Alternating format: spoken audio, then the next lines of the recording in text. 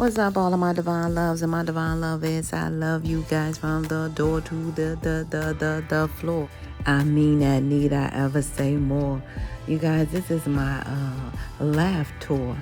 Yeah, I can go on a laugh tour. It could be physically, mentally, spiritually, emotionally tour. Okay, need I say more? You guys listen up. I am here and I just want to tell you guys that, oh my goodness, did you see the Cat Williams special? Because I did, and he was on Shay Shay.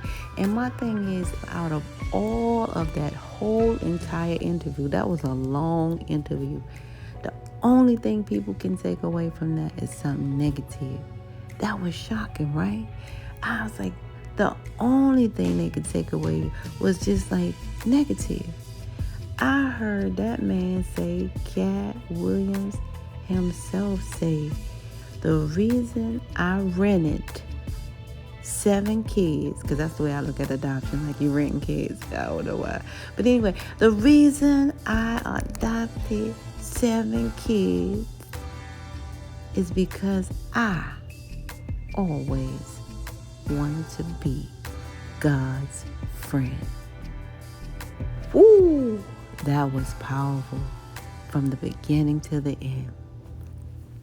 And it's crazy. He said something that powerful, and all everybody taking away is something negative. That shows you how this, how our ears work. Our ears are geared to hear something strange for a little change, I guess. But nevertheless, you guys, I'm hearing copycat syndrome somewhere. But I want to tell you guys, like, I was dating this guy, right? And he was so cool. Shout out to him. You know what I'm saying? He know who he is. Somebody on the road. He was actually, back in the day when I was on the road doing my shows, we had and it was singing. I was singing, rapper, choreographer, and all that stuff. Yeah, I did that life. So it's crazy because he was my hype man. See, back then they had hype men, you know what I'm saying? Or hype person, hype woman. So we had a hype person on stage. So he was my hype man. And we started dating a little bit. We started misconstruing. But however, me and started dating. And he was like, oh yeah, I love that song, Wanna Go Outside in the Rain. So y'all remember that? I wanna go outside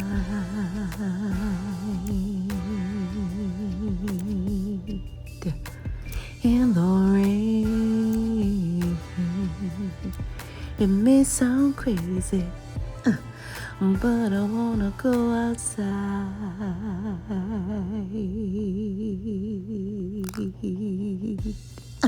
in the rain.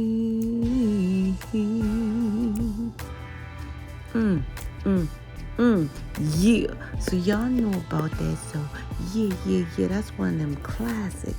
So he said, baby, I always wanted to go outside in the rain. I'm looking at him like, yo, that's what I mean, it's right there. We can go. You know what I'm saying? So we go outside in the rain and we start dancing. Yeah, so we did that. We sure did that. We started dancing slow in the rain, and guess who got nothing to show?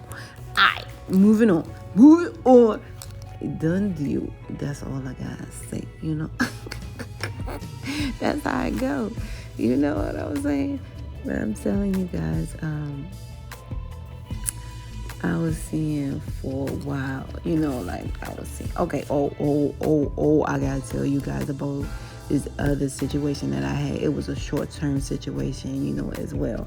Very, very micro, minute. And it was only for, I think to get to know each other purposes. We were definitely interested and curious about one another. I was curious because I saw this young man with 5 children, and I was really captivated by him being a single parent, because we always think me as a single parent at the time, we always think our load is tough with maybe 1 or 2, but he had 5, and he was really the hood Huxtable. I'm not even gonna lie, and it was they were all beautiful children cheering, right? So I definitely wanted to assert myself to assist him in any way. So I used to do his kids, his girls' hair and stuff like that. And then we start, hanging out or what have you.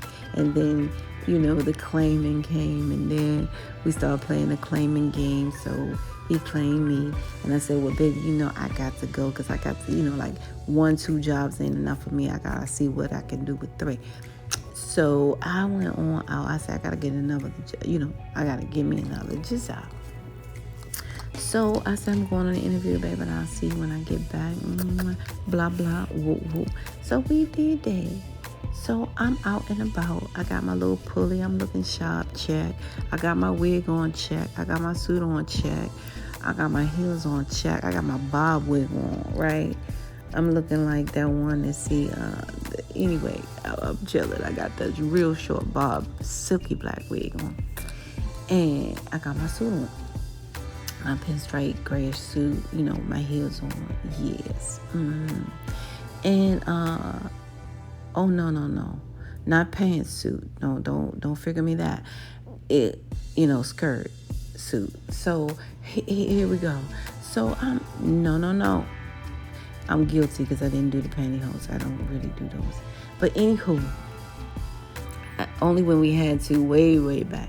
Now, this thing, so I'm walking down the street. I got my little pulley. Y'all remember? Like we had to come out. We had to have the pulley like you had some important things in there. So I'm pulling my pulley and I'm walking down the street because I'm thinking I aced the interview. I got it in my head. Like, now I done dished and fled, and I know I got that job, and all I gotta do is get some good sleep when I go to bed, right? Yeah, maybe wake up and wear the color red or something. I don't know. But anyway, it was all up in my head. I was a good time walking down the street, feeling accomplished, feeling like I was productive-licious, okay? And obviously I was. So I'm hearing this horn blowing in the back, a guy hollering. I'm like, it ain't that type of, I ain't coming out for that lag, right? So I'm hearing it blow, horn blow. And I'm like, oh boy, this is, so I'm trying to ignore, and something in my gut told me to full turn around. And I was like, huh? Like, I really could care too. So anyway, I turned around and I see, who do I see? The man that's dating me. You know what I'm saying? The one that claimed me. His body halfway out the window hollering at me. His voice said, oh, man, ain't that your girl? Oh, so all I heard was the oh, because he never seen me dressed. He always seen me relaxed. That was that. I was shocked. I know he better not use my 7 digits. And he did not have to find out whether it was over, because it was over right then and there. But the worst part, you guys, is I really didn't know how to feel, because that's the weirdest, awkward situation you ever been in. It's like, wait a minute, my man hollering at me, technically. Should I be flattered or shattered, right? Because, like, what is this? So I really had a long, hard time with myself processing these feelings.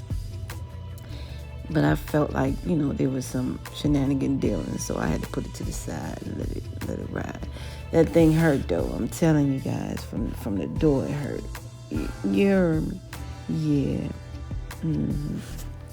So, what else I have here, you guys?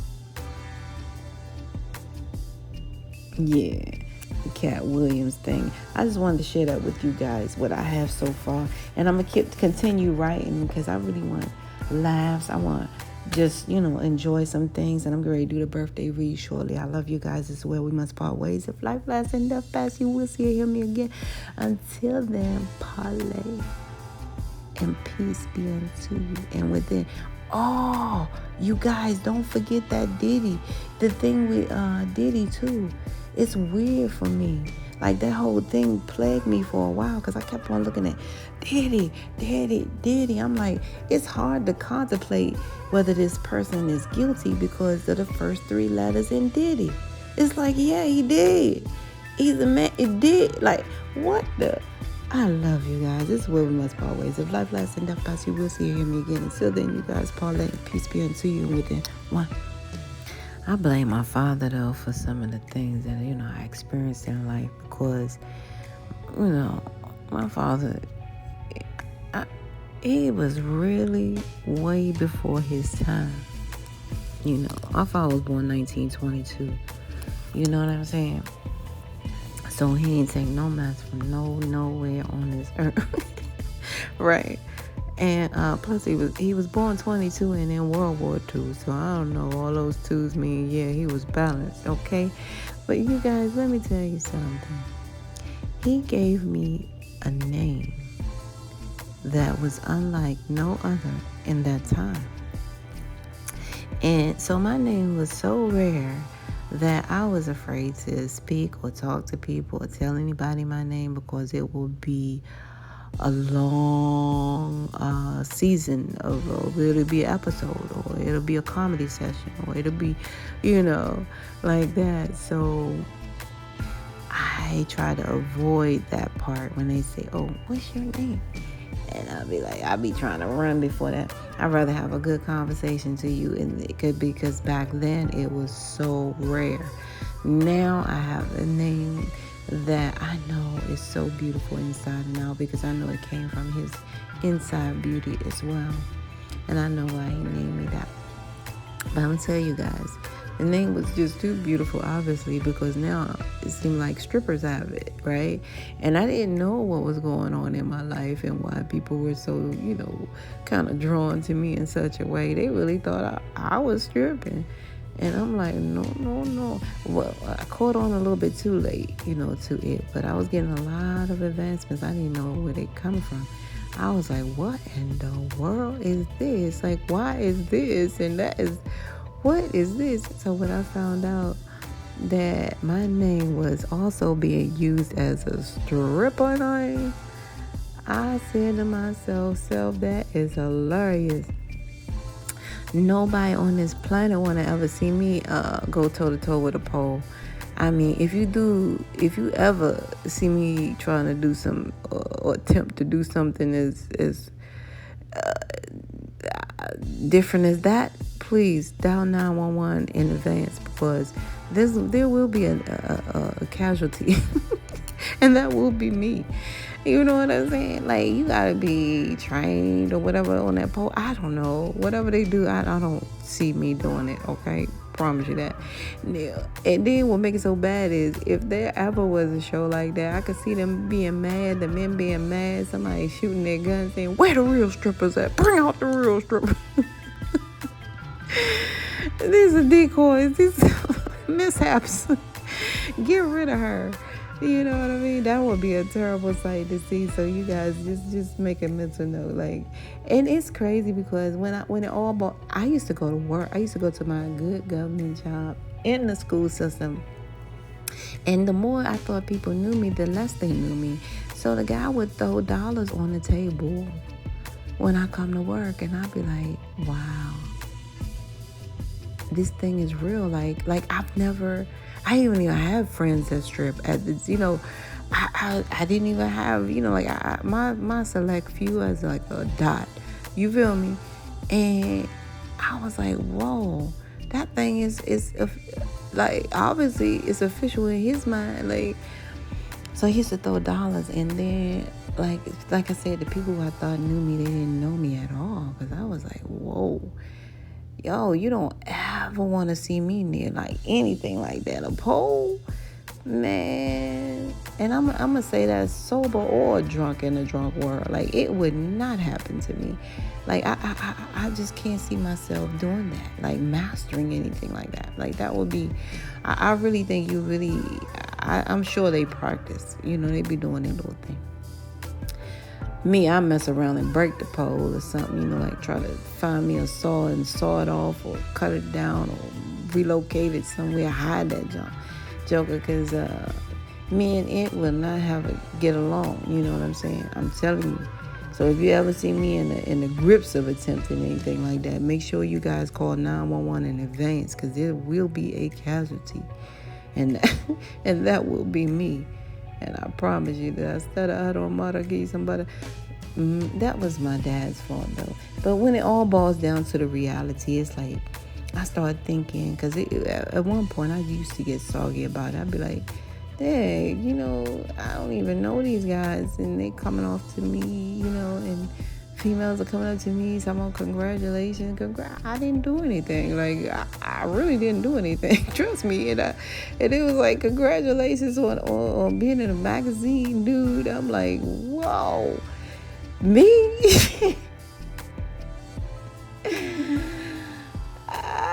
Oh, okay. So I don't know. So when it all boils down to the logic side of this, I comforted myself and said, you know what, self, you do not have to activate. Okay? Why? Because they did not cultivate their senses. Who strips in their government name? Not I, said the captain. And no one is that stupid. That would be stupid labor. So, yeah. So that's what the moral of the story is, you guys. Who strips in their government name, their real name? Not I.